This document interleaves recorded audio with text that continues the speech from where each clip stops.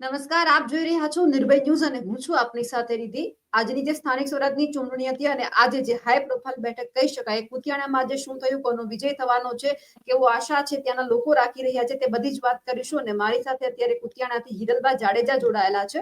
હિરલબા, સૌથી પહેલા તો નિર્ભય ન્યૂઝમાં આપનું સ્વાગત છે. નમસ્કાર. હિરલબા, શું લાગે છે આ વખતે ડેલીબેન વડોદરાને હરાવશો કે પછી શું થશે? અમને તો અત્યારે અમારી જીત નિશ્ચિત દેખાય છે. ત્યાંના લોકો શું કહી રહ્યા છે? આજે તમે બધા મતદાન કરવા ગયા હશો, લોકો પણ મત આપવા માટે આવ્યા હશે, લોકોમાં કેવો ઉત્સાહ છે? લોકોમાં ખૂબ જ ઉત્સાહ જોવા મળ્યો છે. અને લોકો જે બહુ જ ઓછું મતદાન થતું હતું વર્ષોથી, એમાં આ વખતે મને થોડું પરિવર્તન લાગે છે. અને લોકો મત દેવા માટે બહુ જ સવારથી લાઈનો છે. જયારે કુતિયાણામાં આવ્યા છે ત્યારે એવું નથી કે સમાજવાદી પાર્ટી વર્સિસ ભાજપ, આ વખતે ફરી વાર એવું દેખાયું છે કે જાડેજા વર્સિસ ઓડેદરા. ના, અમારું કામ બોલે છે.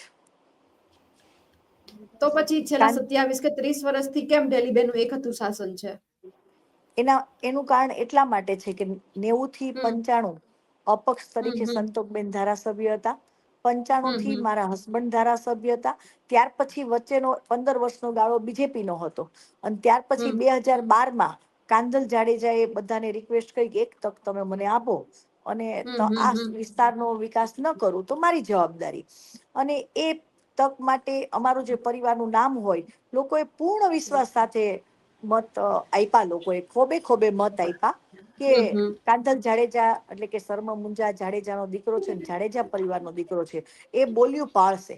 કારણ કે અમારી એક છાપ વર્ષોથી છે કે જાડેજા પરિવાર છે ને, એ જે કઈ બોલશે ને એ પાળી બતાવશે. આ એક અમારા છોટા જેવડા છોકરા, એટલે ટૂંકમાં સૌથી નાનું બાળક એ બોલ્યું હોય ને કે આ થઈ જશે તો એ અમારે કરી દેવાનું, એ અમારા ઘરની પરંપરા છે જાડેજા પરિવારની. એટલે લોકોને અમારામાં એ વિશ્વાસ છે. અને આ વખતે અમે એ તકની વાત કરવાની સાથે જ અમે આજે મત માંગવા નીકળ્યા હતા. અને અમને ખૂબ જ આવકાર મળ્યો છે, ખૂબ જ સારો પ્રતિસાદ મળ્યો છે. બસ હવે આજે થોડીક કલાકોમાં હમણાં મતદાન પૂરું થશે. અને મતદાન પણ ખૂબ જ શાંતિપૂર્વક ચાલી રહ્યું છે. ભાજપમાં હંમેશા એવું જોયું છે કે એ હંમેશા કોંગ્રેસ ઉપર એવા પ્રહાર કરતું હોય છે કે કોંગ્રેસમાં પરિવારવાદ છે. આ વખતે જે ઓડેદરા પરિવારમાંથી 4 વ્યક્તિને ટિકિટ આપી છે, ક્યાંક પરિવારવાદ તમને પણ દેખાયો કે નહીં? અમને નહીં, તમામ લોકોને નજરે દેખાય છે. અને એક પરિવારના 4-5 લોકોને ટિકિટ આપવી પડે એટલે મને એમ લાગે કે આ લોકોએ કેટલી બધી દાદાગીરી કરી હશે કે જ્યારે એક જ પરિવારના સભ્યો અને એક બેન છે એમની ખુદની સગી બેન, એટલે એ પણ પરિવાર ગણાય.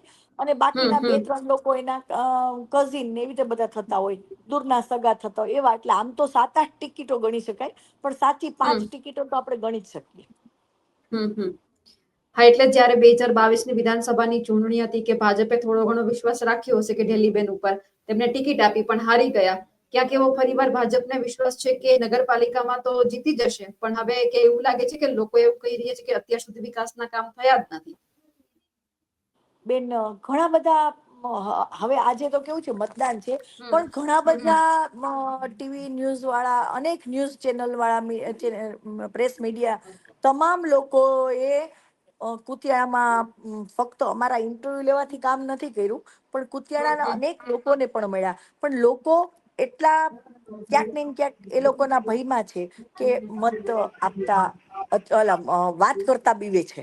આજે પણ ઘણા બધા ઉમેદવારોને પણ એ લોકોએ પોલીસ હોવા છતાં પણ ધમકીઓ આપી છે. તો એવું કે ક્યાં અમે બન્યું તમને છે? જોઈ લેશું ને અમે તમને આમ કરી લેશું. હવે તો બધા લોકોના અલગ અલગ રિપોર્ટ આવતા હોય એટલે મને ચોક્કસ ખબર નથી કે કયા વોર્ડના કયા ઉમેદવાર સાથે થયું. પણ મેં કીધું કે હવે તમે અમારી સામે ઇલેક્શન લડો છો એટલે હવે તમે અમારા દુશ્મન છો. અરે ભાઈ, ઇલેક્શન એટલે લોકશાહી પ્રક્રિયા છે, અને લોકશાહી પ્રક્રિયામાં દરેકને ઇલેક્શન લડવાનો કે પોતાનો અધિકાર છે. અને એ અધિકાર ઉપર કોઈ લડતું હોય તો આપણું દુશ્મન નથી બની જતું. આજે અમે જેટલી પણ ઇલેક્શન જાડેજા પરિવારનો આપ ભૂતકાળથી જોઈ લ્યો, એક પણ ઇલેક્શનમાં ક્યાંય જ કોઈ એક એમ કહી દે કે અહીંયા લુખાગીરી થઈ, અહીંયા દાદાગીરી થઈ, કે અહીંયા કોઈ પણ જાતની માથાકૂટ થઈ, કે કોઈ પણ ઇલેક્શન લોહિયાળ બન્યું. એક પણ ઇલેક્શન કોઈ લોહિયાળ નથી બન્યું. તો આ વખતે જો સમાજવાદી પાર્ટી નગરપાલિકામાં જીતી ગઈ તો હવે પછીના વિકાસ કાર્યો કેવા કરવાના છે? અહીંયા જે પ્રાથમિક સુવિધાનો અભાવ છે એમાં સૌથી પહેલું કાર્ય તો કે આ ગામની અંદરમાંથી એટલા બધા કચરાના ગંજ છે કે સૌથી પહેલા કચરો ખસેડવો, લોકોની જે પાયાની સુવિધા એટલે કે લોકોના ઘરે ઘરે નગરપાલિકાએ ડસ્ટબિન જેવી સુવિધા પણ નથી આપી, અને કચરો લેવા પણ નગરપાલિકાની ગાડી હોવા છતાં પણ નગરપાલિકાની ગાડી કોઈને ત્યાં કચરો લેવા જતી નથી. બરાબર છે. પછી પાણી તો કાંધલ જાડેજાએ પોતે છોડાવ્યું છે, એટલે દરેક લોકોના ઘરે 20-20 દિવસે પાણી આ બેન છોડાવતા ને ત્યારે ગટરનું પાણી આવતું હતું, અને કાંધલ જાડેજાએ મેઇન સારું પાણી હોય એ નદીમાંથી પાણી છોડાવી અને લોકો સુધી પાણી પહોંચાડ્યું છે. એટલે પાણી તો દરેકને મળી રહ્યું છે, પણ મેઇન સુવિધા શું છે તો કે ભાઈ ભૂગર્ભ ગટર નથી અહીંયા, કચરા પેટી લેવા માટે નગરપાલિકાની ગાડી નથી, જે બ્લોક પાથરા છે એ બ્લોકના ઉબડ ખાબડ બ્લોકો, એટલે બ્લોકોનું સાવ જો કેવાય ને કે જેને હલકી ગુણવત્તા વાળું કામ એ છે, તો એમાંથી પિચકારીઓ છૂટે છે. આ બધી સૌથી પાયાની જરૂરિયાતો છે. પછી અહીંયા અનેક આવાસ યોજનામાં જે પ્રધાનમંત્રી આવાસ યોજના થઈ છે એમાં એટલો મોટો ભ્રષ્ટાચાર થયો છે કે જેની કોઈ સીમા નથી. અને જેને લઈને કાંજલભાઈ જાડેજાએ આ લોકો પાસે માહિતી માંગી હતી, ત્યારે પોરબંદર કુતિયાણા નગરપાલિકાએ કુતિયાણા નગરપાલિકાએ માહિતી પણ આપવાની ના પાડી હતી, જેને લઈને આપણે પુરાવા એકઠા કરી અને હાઈકોર્ટમાં ગયા હતા, અને હાઈકોર્ટે અત્યારે એક જજમેન્ટ આપ્યું છે કે જેમાં કમિશનર એટલે કે કલેક્ટર કક્ષાના વ્યક્તિ અહીંયા તપાસ કરશે અને 3 મહિનાની અંદરમાં આ તમામ જેટલી પણ અહીંયા ગ્રાન્ટો આવી છે એનો ખરા અર્થમાં યુઝ થયો છે કે નથી, એ તમામનો રિપોર્ટ કરી અને નામદાર હાઈકોર્ટને એ રિપોર્ટ પેશ થશે. અને મને તો એવું લાગે છે કે અહીંયા એટલો બધો ભ્રષ્ટાચાર થયો છે. આ બેન કે છે 2500 મકાન બનાવ્યા છે, મને 2500 મકાન તો નથી દેખાતા, પણ જો ખરેખર 2500 મકાન બન્યા હોય તો એક ઘર દીઠ 3.5 લાખ રૂપિયાની જે સરકારની આવાસ યોજનાની ગ્રાન્ટ હતી એમાંથી 1 લાખ રૂપિયો એક ઘરે ઈ બેને ખાધો છે. તો કેટલો મોટો ભ્રષ્ટાચાર. દર વર્ષે નગરપાલિકાને મળતી ગ્રાન્ટ તો ક્યાં વપરાણી? પાયાની સુવિધાઓથી જેઓને વંચિત રાખ્યા છે, અહીંયાથી હજારો લોકો અહીંથી હિજરત કરી ગયા છે. એવું જે એક સમયનું કુતિયાણા શહેર ખૂબ સુંદર ને રળિયામણું હતું તે આજે નિર્જન બની ગયું છે. હું જ્યારે પ્રચાર કરવા નીકળી તો 10 ઘર બંધ હોય ને ત્યારે એક ઘર ખુલ્લું હોય. કેમ એવું? કારણ કે લોકો બહાર જતા રહ્યા છે, હિજરત કરી ગયા છે. અહીંયાથી આ લોકોને રૂપિયા લઈ લેવામાં આવે, દાદાગીરી કરવામાં આવે. એક સોની પરિવાર તો રાતોરાત જતો રહ્યો. મને તો અનેક લોકોએ અનેક પ્રકારની ફરિયાદ કરી છે, જેમાં એક ફરિયાદ તો મને 2-4 ભાઈઓ તો આવીને કહી ગયા કે બેન, કોરોના કાળ વખતે અમારી દુકાનો બંધ હતી કારણ કે લોકડાઉન હતું, તો કોરોના કાળમાં આ પૂર્વ પ્રમુખશ્રીના દીકરાઓ ને એ બધા આવી અને દુકાનના તાળા તોડી અને માલ બધો કાઢી લીધો, અને એ માલ પાછો એ લોકોએ કાળા બજારમાં, જેમ કે બાકી હોય કોઈ પણ ટૂંકમાં 1500 કિલો રૂપિયાની કિલો કેવી રીતે ફાટ્યો, ડબ્બી કિલો નહીં, એવી રીતે ફાકીઓ વેચી અને કાળા બજાર કહીને રૂપિયા પણ પાછા પોતે લઈ ગયા. અહીંયા ચુનારી વાડ વોર્ડ નંબર 1 છે, જે ચુનારી વાડ અને એ બધો વિસ્તાર કહેવાય, જ્યાં બહુ બધા ગરીબ લોકો છે, દેવી પૂજક સમાજ છે, અને ચુનારી કામ એટલે ઘરકામ, પેલું ઈંટના પેલા મકાનો બનાવવા માટેનું જે કડિયા કામ કરતા એવા લોકો છે કેટલાક. તો એ બધાએ પણ એવી ફરિયાદ કરી કે એ લોકોને ફક્ત ને ફક્ત રાશન આપવામાં આવે. એ આમના જે અત્યારે હાલના ઉમેદવાર છે, વોર્ડ નંબર 1 ના જે એક સિંધી ઉમેદવાર છે, એમની દુકાનેથી આપવામાં આવે, પણ પાસ આ લોકોનો ત્યાં જ રાખવામાં આવે, અને એ પાસ ત્યાં જ રાખવામાં આવે, અને એ પાસથી પછી વર્ષમાં 1 કે 2 વખત અનાજ આપવામાં આવે. એટલે એવી વસ્તુ થાય કે ફરજિયાતપણે લોકોને ડરના માર્યા પણ એ લોકોને જ મત આપવો પડે. અત્યારે છેલ્લા 3-4 દિવસથી સખત અહીંયા દારૂનું વેચાણ ચાલી રહ્યું છે, લોકોના ઘરે ઘરે દારૂ પહોંચાડવામાં આવ્યો, લોકોને ઘરે ઘરે તેલ અને અનાજ પહોંચાડવામાં આવ્યું. એ બધું એ લોકોએ કર્યું છે. અમે તો ફક્ત ને ફક્ત વચન આપ્યું છે કે ભાઈ જો તમે અમને જીતશો તો અમે વિકાસના કાર્યો કરશું અને તમારી જે પાયાની સુવિધાઓ છે એ જેનાથી તમે વંચિત છો એ પુરવાર કરવાની જવાબદારી અમારી છે. અને કાંધલ જાડેજાએ બીડું ઝડપ્યું છે કે હું 5 વર્ષની અંદર આ વિસ્તારને, જો આપણી પેનલ આવી તો આ વિસ્તારને હરિયાળો અને સુંદર ન બનાવી દો અને લોકોની જે પાયાની જરૂરિયાતો છે એ તમામે તમામ પૂરી કરવાની જવાબદારી સાથે હું આ ઇલેક્શન લડી રહ્યો છું. તો આ વખતે કાંધલ જાડેજા કેમ ઉભા ના રહ્યા? આમાં તો એવું નહીં હોતું કે તમે નગરપાલિકામાં ના ઉભા રહો. કાના જાડેજાને ઉતારવા માટેનું કારણ? કાંધલ જાડેજા ધારાસભ્ય છે એટલે એ નગરપાલિકા જેવું ઇલેક્શન તો બેન ના લડી શકે. બરાબર છે. એટલે મેં જોયું ચુડાસમા ઉભા રહ્યા છે ચોરવાડમાં.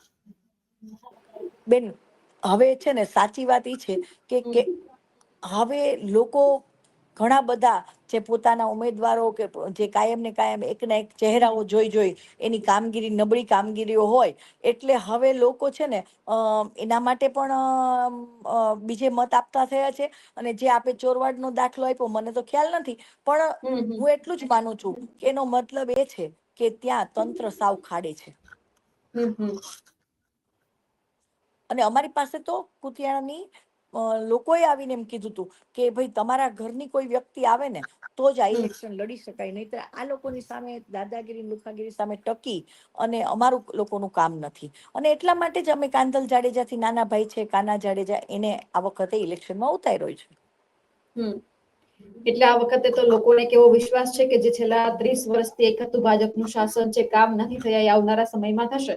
આ ડબલ એન્જિનની સરકાર છે, ગુજરાતમાં ભાજપ છે, કેન્દ્ર લેવલે ભાજપ છે, એટલે લોકોને પણ વિશ્વાસ હોય છે કે અમારું કામ થવું જોઈએ. પણ જો કામ ના થાય તો ક્યાંક ને ક્યાંક લોકોને પણ એમ થાય કે ના અમારે સારી સરકાર જોઈએ છે, એટલે તમારા ઉપર પણ થોડો ઘણો વિશ્વાસ રાખે.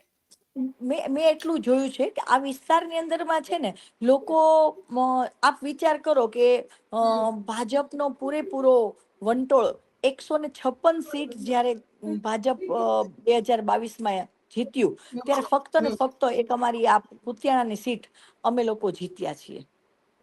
એટલે અહીંયા છે ને અમારો વ્યક્તિ વિશેષ લોકોને ખ્યાલ છે કે આ પરિવાર વર્ષોથી લોકોનું સેવાનું કાર્ય કરતો આવ્યો છે અને કરે છે. અને અમારી મોટા ભાગની અનેક સેવાઓ છે. અમારું પોરબંદર ખાતે ખૂબ જ સેવા કાર્ય બહુ મોટું છે અને એનો લાભ કુતિયાણાની રાણાવાવના આખા પોરબંદર જિલ્લાના લોકો લાભ લે છે.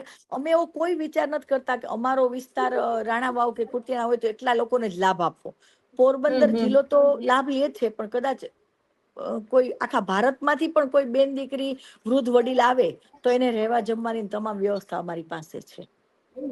અને કાંધલ જાડેજા પોતે ધારાસભ્ય બન્યા પછી અમારા વિસ્તારમાં ઘેડ વિસ્તાર જે કહેવાય ત્યાં અમારે ખૂબ જ વરસાદ પડે ને તો પૂર આવે એટલે એક જ પાક લઈ શકાય. એના કારણે લોકો બિચારા ખેતી વિષયક લોકો હોય તો એમની એક જ પાકને કારણે લોકો ખૂબ જ એમની આર્થિક સદ્ધરતા ન હોય. અને કાંધલ જાડેજા દર વર્ષે 25 લાખ રૂપિયા ભરી અને 17 થી 18 ડેમ છલકાવીને પછી એ પાણી અમારા વિસ્તારમાં પૂરું પાડી અને અમારી ખેતીને ફળદ્રુપ બનાવી અને લોકોને બીજા પાક પણ લેવડાવી રહ્યા છે. બિલકુલ, એટલે આ વખતે તમને જીતનો વિશ્વાસ છે કે આ વખતે જી હા, નગરપાલિકામાં સમાજવાદી જી હા, પાર્ટી જીતવાની છે, કાંધલ જાડેજાનો દબદબો રહેવાનો છે, જે રીતે જી ધારાસભ્ય હા, એટલે કે વિધાનસભામાં છે. જી હા, મને તો પૂર્ણ વિશ્વાસ છે. બિલકુલ, હિરલબા આપ અમારી સાથે જોડાયા, આપનો ખૂબ ખૂબ આભાર. થેન્ક યુ બેના. તો હવે એ જોવાનું છે કે જે રીતે કુતિયાણા હાઈ પ્રોફાઇલ બેઠક છે, આ વખતે ક્યાંક વિશ્વાસ પણ વ્યક્ત કરી દેવામાં આવ્યો છે કે સમાજવાદી પાર્ટી નગરપાલિકામાં જીતવાની છે. 30 વર્ષથી જે ભાજપનું એક હતું શાસન છે તે ક્યાંક મટાડવાની વાત છે. હવે એ 18 તારીખે ખબર પડી જશે કે આ વખતે કોણ બાજી મારશે. અમારા અહેવાલને લઈને આપનું શું કહેવું છે કમેન્ટ કરીને ચોક્કસથી જણાવજો. સાથે જ અમારી નિર્ભય ન્યૂઝ ચેનલને લાઈક, શેર અને સબસ્ક્રાઇબ કરવાનું ભૂલશો નહીં. નમસ્કાર.